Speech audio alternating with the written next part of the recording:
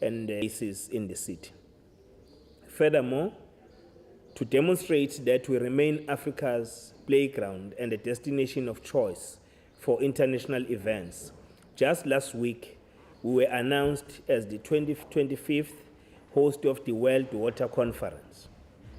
In the same year, we'll be welcoming international visitors to the World Eco-City Summit. These are events that will be taking place during 2025. In November, we are hosting the 13th World Congress of the World Society of Pediatric Infectious Diseases.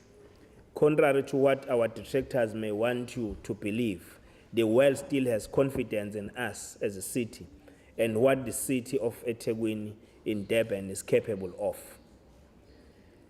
As I was out in Amsterdam in the Fast Track Cities Conference, in the World Conference, the city also received an award on our programs on the fight against HIV and AIDS and other social ills. On the management of load shedding, ladies and gentlemen, we are happy that when visitors come to the city, they find that we manage load shedding better. This is because while other cities enjoy 4 hours of load shedding, eThekwini municipality has 2 hours scheduled due to automation and vastness of our electricity network. So we are able to give Eskom what they want, but to manage it properly so that we reduce or we minimize the effect on activity as well as residential areas. For instance, if Eskom requires 5 megawatts of power, we are able to provide it while ensuring that our residents and businesses are not adversely affected. The automation also allows us to switch the system on and off in real time, which makes the period of load shedding predictable. So if you live in this city, you can differentiate when you visit other cities that you live in a city where load shedding is better managed. But we do not want to live with load shedding, hence we have applied our own energy transformation strategy as a city. On sewer pump station repairs, ladies and gentlemen, our water and sanitation technical teams continue to work around the clock to ensure all beaches are open during the festive season and beyond. Apart from beefing up our technical, it is important for the public to know that the pollution of beaches is caused by a combination of factors, including pump failure, load shedding, vandalism, or clogging of our infrastructure or poor network infrastructure.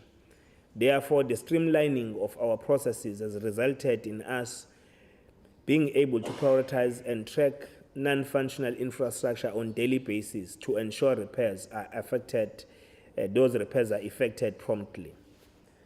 The fact that most of our bathing beaches are now open for swimming is testimony to this hard work by our technical teams, of course without masking any challenges. We want to assure you our residents and visitors that the city only opens the beaches that meet the quality standard for safety of bathing water. To this end, as from the 5th of October, we'll be collaborating with the independent laboratories such as Tailport and the Durban University of Technology to conduct water tests on the same spot, date and time, and subsequently release them simultaneously, so that we are not having the conflicting results. So we need all these private and independent investigators to come and do this work with us. On the restoration of water in northern areas, as the leadership of the city, want to start by apologizing to the residents of Umhlanga, Durban North and surrounding areas they experienced last week due to action. We are pleased to report that our technical teams worked diligently to resolve the challenge. Water supply has been restored in these areas. If there are still few areas remaining, we'll continue to finalize the outstanding work, if any.